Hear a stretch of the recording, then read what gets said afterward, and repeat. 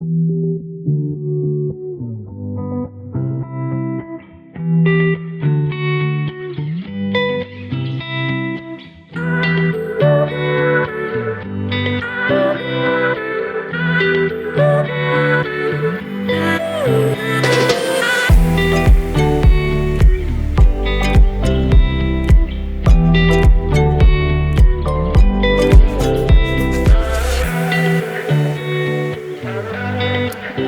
so much for tuning in today. You know, something we believe here is that God is 100% for you and that God is for us. And not only is God for us, but God desires for us to experience a rich relational intimacy, to be fully known and fully loved, to experience that closeness, that deep level of trust, regardless of what kind of relationship it is, if it's a marriage relationship, a friendship, a parenting relationship. But here's the deal, guys. I think we are brilliant at messing our relationships up. I mean, starting with me. In fact, just this last week, I ran across some latest statistics that said every 36 seconds in the United States of America, somebody experiences a divorce. In fact, at the end of a given day, that would mean over 2,000 divorces happen in the U.S. And that's not only true when it comes to marriages, but when you read the research about dating relationships and a second marriage and a third marriage and parenting relationships, all that data points to the fact that we are brilliant at messing our relationships up. So today, I am so looking forward to this conversation where we're going to talk about how we can experience a fresh start relationally and ultimately experience what God has for us. And so to help us with this conversation, I want to introduce you to Jen and Craig Ferguson, who are experts on relationships and experts on marriage. So guys, thank you so much for joining this conversation. Yeah, thanks so much for having us. Yeah, I'm a little bit blown away by the whole expert thing. I think one thing that we are definitely experts at is making those relational mistakes and messing up. So, and learning from them. Yes. Yeah. Hey, I think we're all part of that for sure. So, hey, for real, thank you guys for being here. And I'm really excited to dive into the conversation about relationships. But before we do, I'm just curious about y'all's relationship. So where did you guys meet? And when you met the first time, was it like love at first sight? Were there like butterflies and all these sparkles happening? You know, was it that moment? Or like, talk about that. Where'd you guys first meet? Yeah, well, so I was 19. So, definitely still in those teenager, lovey-dovey eye kind of state of mind. And I was in town from college, and I was going to help out at a youth group lock-in, a Good Friday lock-in. A Good Friday lock-in? Yes. Okay, so that's got to be a church thing, because like most people meet in bars or most people meet at work, but a Good Friday lock-in? I know, it just goes to show you never know when you're going to meet your special someone. Exactly. But yeah, basically a lock-in is where you sign up to spend all night with a bunch of crazy kids and play games like Bop It all night long. Sounds and then wild. Occasionally talk about Jesus. So, Yes. Loads of fun. But yes, that is where we met. And I first saw him getting out of his car in the parking lot. And I was like, oh my gosh. And then I was like, oh my gosh, no, I am not here for men or boys or whatever you call them. I am here for Jesus. I'm here for the kids. But then all of a sudden, Craig. Yep, and all of a voila. sudden, Craig. So you had butterflies. It was like love at first sight. Totally. Yeah. Well, how about you? Like when you saw Jen, was it the same where there's like little Tweety birds all around? Yeah, I was definitely smitten for sure. I played it cool though, I was trying to maintain my composure and coolness and not lead on too much. But yeah, there was definitely like, God was like, there's something here for sure. Oh, wow. Yeah. Well, Jen, we've talked about this a little bit, and you actually did something on your first date that I think is pretty forward. So what happened there? Yeah, so my children, if they watch this, they're totally going to be cringing Yes. right now. But yes, so we met in April, and our first date was in May. And then on the way home, he was taking me home. I told him I loved him. Now, what were you thinking? Were you like, oh my gosh, like this lady is a little bit forward, or, Slow down. Yeah. There was definitely feelings there for sure. Sure. But how I responded there, because I could tell, because I didn't immediately respond in the affirmative, that there were some hurt feelers there. And so I asked her a question. I said, well, let me ask you, how many people have told you, how many boys that you dated have said that they loved you? And she didn't really have a numerical response. Right. But my follow-up question was, where are they? Where are they right now? And I told her that if I say that I love you, that means that I want to spend the rest of my life with you. Like, that means that you are the one for me. Yes. And then what happened is 11 days later, Yeah. you actually said, Yeah. I love you. Yeah. And then when you said that, then you guys got engaged, We did. which is crazy. After 11 days, bam, Yep. here you go, moving into the whole marriage scene. Yeah. Yeah, that We've feels been pretty married quick. for 20 years, so I think it's gonna last. You know, Yes. I think Yeah, yeah. rushing into anything too crazy. That's right. So you just said you guys have been married 20 years. You guys have kiddos? Yep. We have 2 girls, Abby and Hannah. Okay. Abby just got her license. She's 16. You guys doing okay? Yes, we are. And the car's doing well too. Yeah, exactly. Hannah's 14 and a half, which means in November she's going to have her permit. So then Oh, we're going to wow. have 2 kids driving around, and that just feels like it's a whole new level of parenting. Wow, that's a little bit scary. Well, guys, thank you for sharing all that like personal insight into how you guys met. And here's the deal: I know that you guys lead Marriage Matters here at North Point, and I'm incredibly grateful. And you guys have seen a lot of relationships in terms of marriage relationships, long-term relationships. And so, I'm just curious, what got you guys into leading Marriage Matters? Because that's hard. I mean, relationships are difficult, and like I said earlier, I mean, we're all brilliant at messing these things up. So why'd you guys decide to lead that? Yeah. So I think we wrote it about three years ago, 3.5 years ago. And part of it is because we have been through so many relational disasters ourselves. And because we had been able to overcome so much, I mean, really only by the grace of God, we were super passionate about helping other couples know that it can look really, really dark. And you can look at your life and you look at your marriage and say, I see no way out, but there is. And I think because we discovered that for ourselves, the natural overflow of that is we want to tell other people, like, there is hope for you too. If there is hope for us, like, we are not special. Right.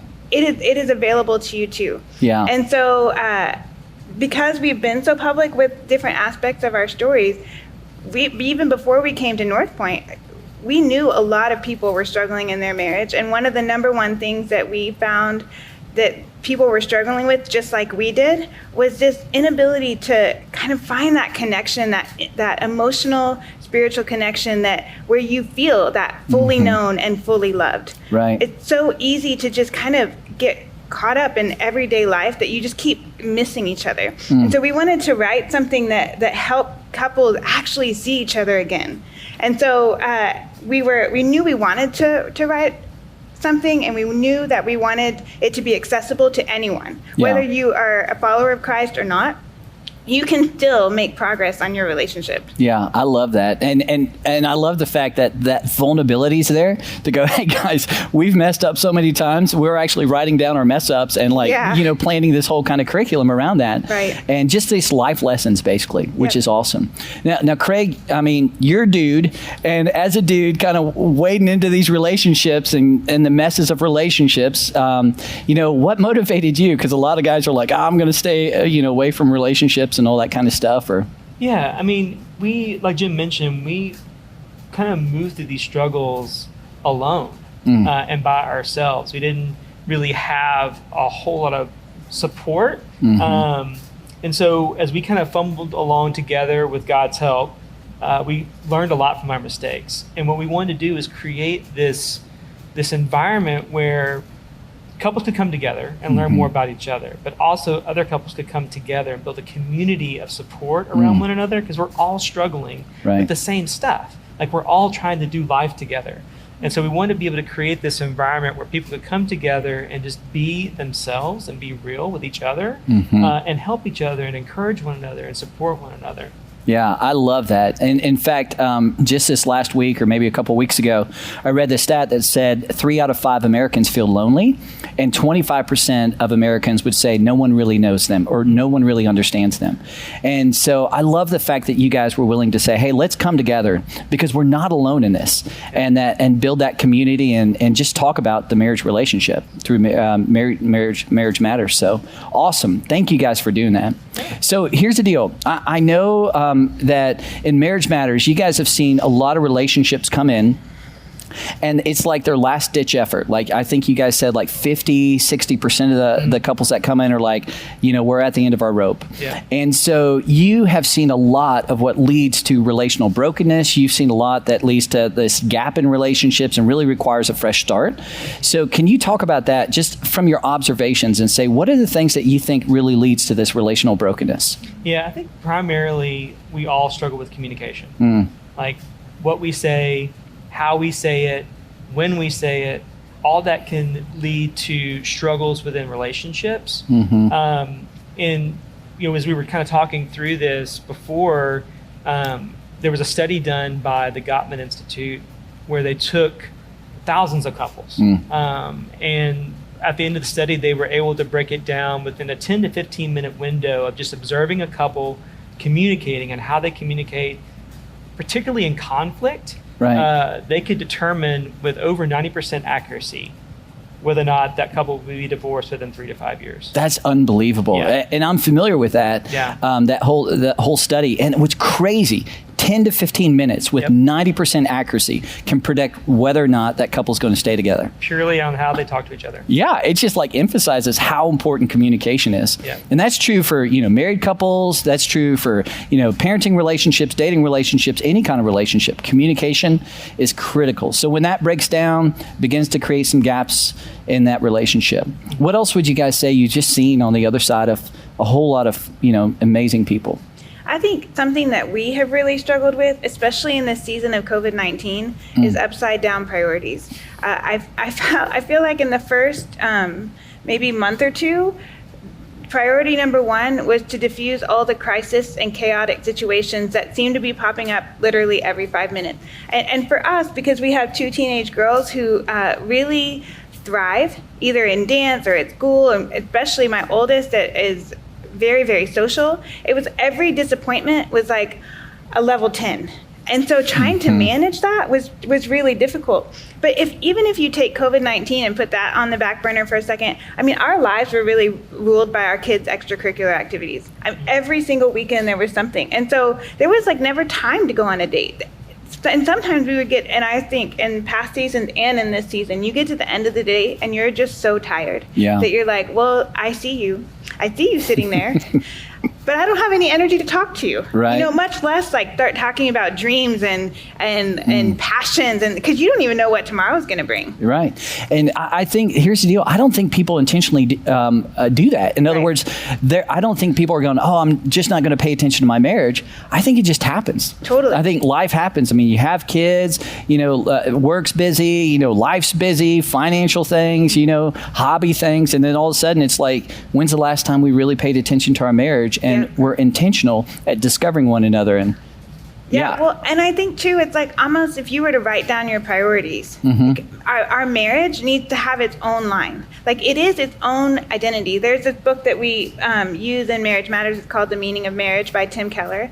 And he talks about like you have to view your marriage as if it is its own entity. Right. And you need to give to that entity just like you would give to any of the other priorities in your life. Like you can't just take it for granted. And I think that that's something that people struggle with, that we all struggle with. You just kind of start taking for granted the person who lives in the house with you. Absolutely. Well, as you're talking, like I'm feeling this conviction because I'm thinking about Jill and I right now, and I'm just telling you, with COVID-19, with all 5 of our boys being at home, with the changes here at North Point, I mean, it has been kind of on the back burner for us, our marriage, and I can feel that, and I get irritable, and Jill gets irritable, and the gap just kind of grows. And again, I don't think we're intentionally doing this, right? But we're certainly not being intentional with our marriage, and I can feel that. And so thanks for bringing that up. Anything for you, Buck. Yeah, thank you. Yeah. So what else would you guys say? Anything else that creates the gaps in relationships that you guys have just seen? Yeah, kind of related to what you guys were both saying. It's the ability to love well. And I'm thinking about that story from Luke chapter 10 where the lawyer's asking Jesus, what's the greatest commandment? And so Jesus and him are having this conversation. Is love God, love your neighbor, and love yourself. And there's 3 people involved with that, right? There's God, there's your neighbor, and there's yourself. And I think where we struggle is we understand and we get like loving God, especially in the church world, right? Right. And we even get loving our neighbor, but we often neglect the love of ourselves. That's good. And that has cascading impacts in all of our relationships. You know, Jen said something once that I thought was really profound. It's like you can't give away something you don't possess, right? So if you don't understand how to love yourself well, how can you possibly know how to love others and love God well? Right. That's really, really good. Yeah. Yeah, I was. What you said just made me really think about why willpower only goes so far. Like we can say, okay, I'm going to really, really do a good job of loving my spouse today, and I'm going to do these 3 things, and I'm going to, and I have all this motivation and desire. But if I am empty, like if I'm not getting what I want or what I need from Jesus and knowing that he's going to love me no matter what, like I'm just going to run dry. And I think that's part of the key to this whole thing is, gosh, being able to go before God and say, I need you to give me what I need for my relationship. Right. And knowing that that's like a fountain that's always overflowing. It never is going to run out. Yeah. And it's so simple as that even if you don't, you're not a follower of Christ, like just going before and like, okay, what does it look like to experience God's love today? And just seeing. Man, I love that. And it's that idea, I so want to give this, but if I'm not receiving that, it's very difficult to give.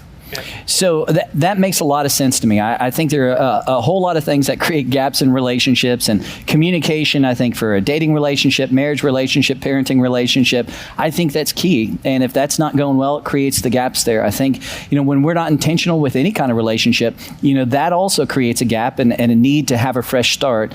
And then I think that idea about just feeling nourished, feeling loved, feeling accepted, feeling I'm enough. I mean, that is a great motivation. When that's not there, it certainly can create some gaps.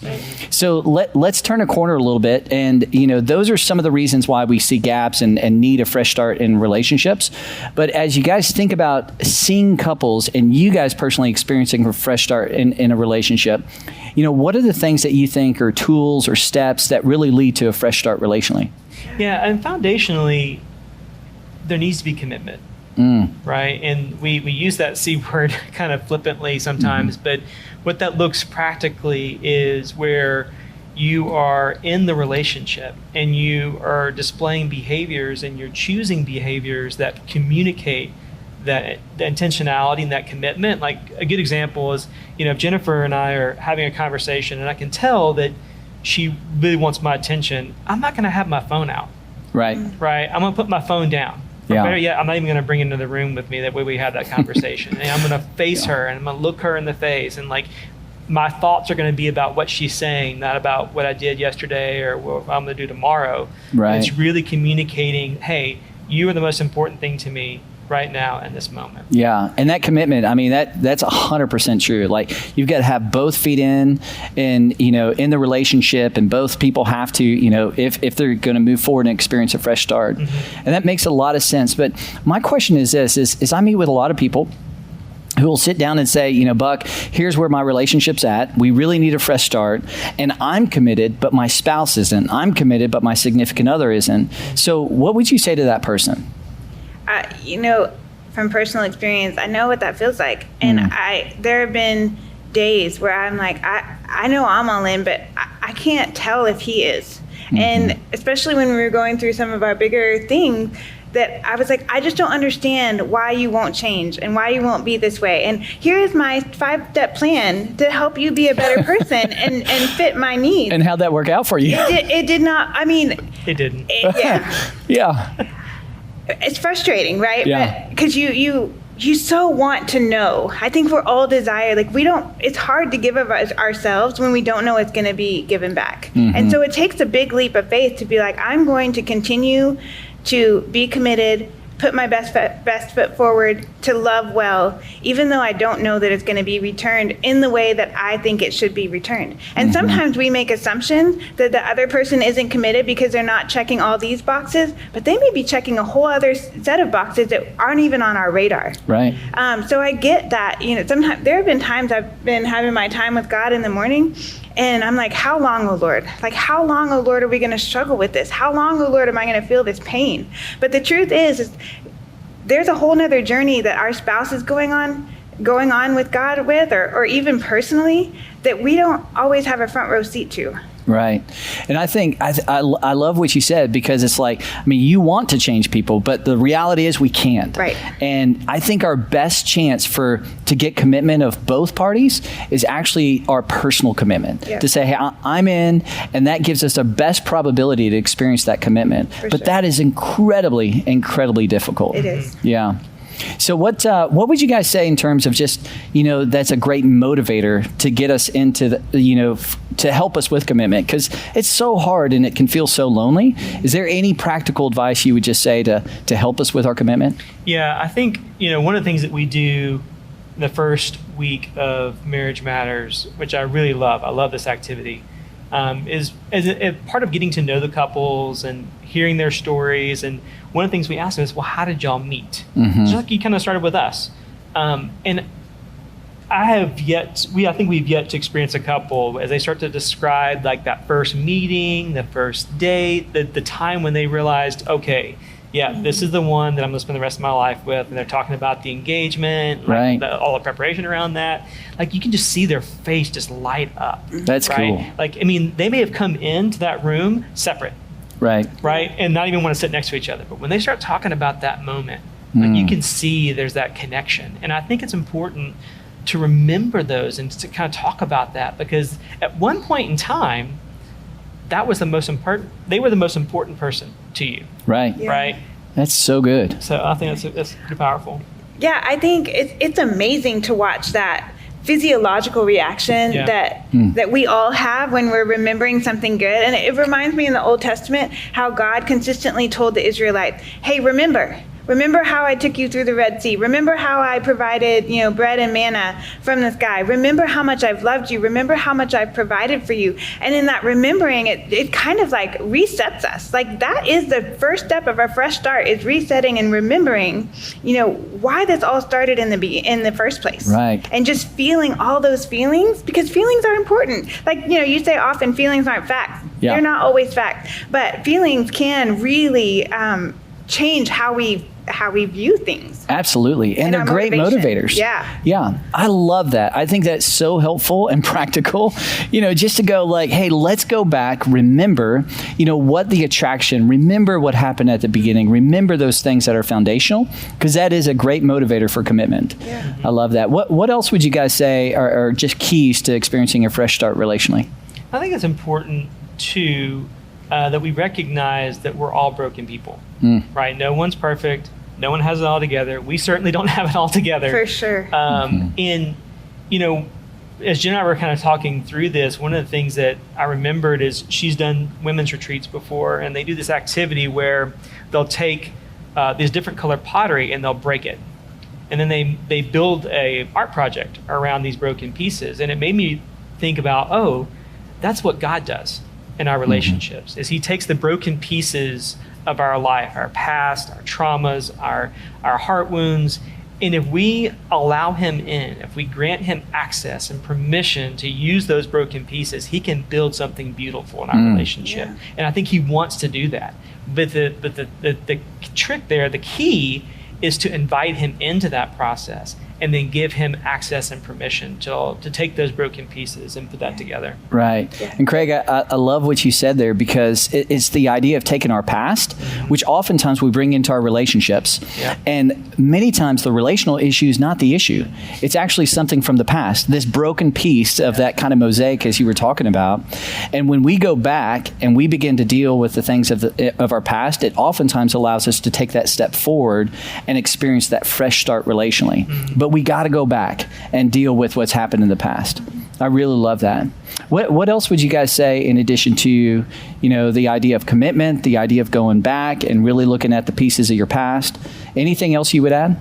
Yeah, I think one thing that's really helped us have a fresh start, and it, fresh starts happen daily sometimes, right? Absolutely. Just His mercies are new every morning. Exactly. Yeah. One last hurrah, like every day. And so one of the things that we recognized early on is the fact that we communicate differently. And so when we would have conflict, I would want to sit down at the table and hash it all out in one fell swoop and say all the things that I'm possibly thinking. And he wanted to go away and deal with his own feelings. And sometimes he wouldn't want to come back. And so we were having this, I thought that when he was leaving, he didn't want to talk to me. It wasn't important for him to work it out. But what we learned in how we had that fresh start is this epiphany that, okay, we just communicate and process differently. And so I had to realize that I didn't really want to be at a table with him hashing it all out, because he was going to say things that he probably didn't mean. Like, he needed time to go away and reflect and think about what he really wanted to say. And then he recognized for me that I needed him to take the initiative to come back and have that conversation. So then I wasn't feeling abandoned and left behind. And so one of those things of having a fresh start is just entertaining that perhaps how you view the situation isn't the only way to view that situation. That you can really entertain someone else's perspective, and it doesn't mean that you're wrong or they're wrong. It's just, oh, I'm going to put myself in his shoes or in her shoes and see how it might be on the other side of me. Right. Man, that is so good. That is so hard, because it's like, hey, I want everybody to be like me. Right. And why wouldn't they think the way I think and act the way I act? But that idea to go, hey, before being, seeking to be understood, I need to understand you and what's your makeup. And that's where like personality profiles are, come in. That's where it's like, hey, respond versus react. Like, don't jump in, like, because they may be different. And recognizing those things, I think, is brilliant at leading to a fresh start. So, guys, I think those are really helpful in terms of relationships, and all relationships, to take some steps to experience a fresh start. And one of the cool things that I know of you is you guys have sat on the other side of so many relationships that you've watched people come in and there's just brokenness and it feels like they've lost hope. But then you've watched that come full circle, and they've regained that hope, and there is a fresh start and you get a front row seat to that, which is really cool in leading Marriage Matters and a lot of things you guys have done. So are there any stories that kind of capture what we've talked about today that you would share? Yeah, honestly, it was hard to narrow it down to one, which is the coolest thing. It's like, that's a good problem. Yeah, exactly. Yeah. Like, there's so many hopeful stories that we could share. But there was one in particular when we were in our first group meeting. They were answering their question, and at the end they said, by the way, this is our last ditch effort. Like, if this doesn't help us, then we're getting divorced. And in the moment you're like, pressure. That's pressure, yeah. I mean, not because we think that we're doing anything to actually solve their problems or help make them better. It's just, you don't want any marriages to fail like that. And so it was so interesting, because in a series of conversations, like, you could tell, like, they were really all in. And I remember the first time the guy cried in group, because he was actually absorbing all of this and processing through some of those childhood things. So the wife in the relationship is a super high achiever, felt like it was her job to assume all the roles and responsibilities that come with working and having a family. He was raised by 3 older sisters and a mom who did everything for him. So he didn't even know that he had responsibilities on some level, and nor did he know that he had what it took to actually have fruitful relationships and try hard and have good results. And so they were so real with their brokenness and so real with their struggles, that they were willing to finally kind of come together, and she gave over stuff to him and he took it on. And in that moment, it was like they realized what a puzzle piece, 2 puzzle pieces coming together, because she was able to recognize his strength and he was able to recognize her strength. And they were like, oh my gosh, like, maybe there is a reason why we were put together. And so it's just amazing to see them reaffirming their commitment, being willing to go back to the past, and entertaining each other's perspectives. Like, this is really what it's like when you were a kid, and now I understand why you have these behaviors, and oh, this is what it was like when you were a kid, and I totally get this now. And so the most fun thing is that at the end of the group, I guess about 8 months later, so one of the activities that you do in Marriage Matters, you draw a blueprint for your dream house. They actually found and bought their dream house. Wow. 8 months later. So, wow. I mean, signing a 30-year mortgage, nothing says commitment like that. Yeah, absolutely. Hey, you're in for the long haul. Right. Wow, that's incredible. And I love those stories, because it just gives us all hope wherever our relationships are at. The fact that, there's so many stories of a fresh start relationally, that whatever's going on, perhaps, that can be our story as well. It can be Jill and I's story and y'all's story and our story. So, hey, thank you guys guys so much for leading that and just being willing and vulnerable. I love that posture of leadership to say, hey, we honestly aren't the experts, right, but there's so many things we've learned in life. Let's come together and let's see if we can all experience a relational fresh start. And that's what you guys have done. So thank you again for your leadership there. Hey, any last things you would just add to this conversation as we wrap up? Well, Buck, as you may know, I'm on staff here at North Point Oh, Church. I do know. Yes, Yeah. yes. And my passion really is to help get people connected into group. So I would just say for anyone out there watching, if you're struggling in your marriage, if you don't know how to make a fresh start, if you're really bumping up against the same obstacles or going through the same cycles over and over again, the good news is we have 2 brand new Marriage Matters groups that are going to be starting at the end of September. So you can go to mpaustin.com and sign up, put your name on the wait list, and I think that would be amazing. That's we would awesome. love to connect with anyone. That's really cool. Hey, let me just ask. So if somebody's in a long-term relationship, but they're not married, can they be part of Marriage Matters? For sure. Okay. Very cool. Well, hey, is there anything else that you guys would add to this conversation as we wrap up? Yeah, I think, too, that, you can do all of the quote unquote right things, check all the boxes and, work on your communication and be intentional. But there are other things that might be lurking kind of in the shadows or underneath the surface. And there was definitely that in our relationship that would continue to raise its ugly head from time to time that we had to really, really deal with.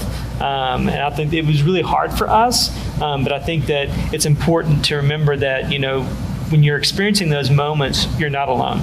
Right. There are other people that are sharing those same struggles with you, and we should talk about those.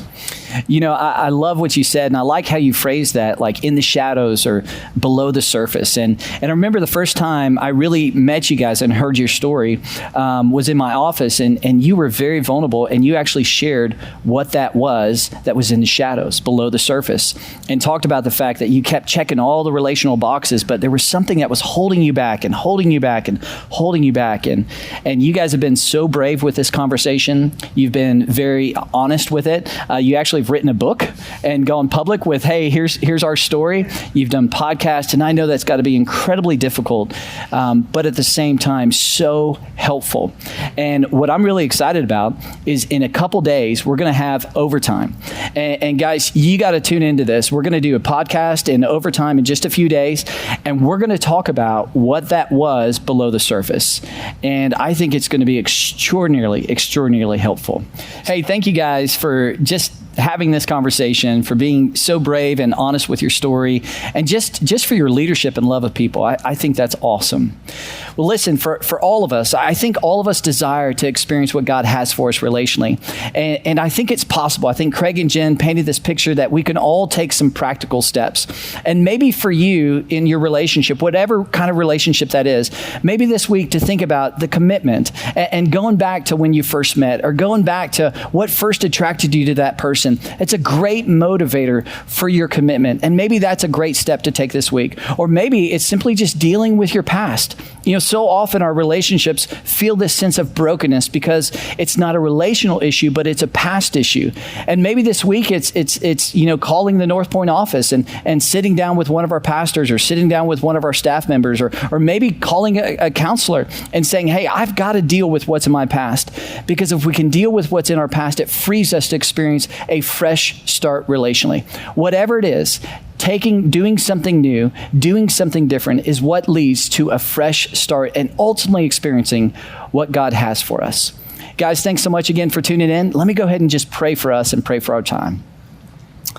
Father, thank you so much again for today. Thank you for your grace. Thank you for the fact that you love us enough to allow us to experience fresh starts relationally. And God, you want that for us. So I just pray this week for all of us, wherever we're at in our relationships, that you give us the courage to take whatever step it is to begin to experience a fresh start relationally. God, thank you for this moment. In Jesus' name, amen.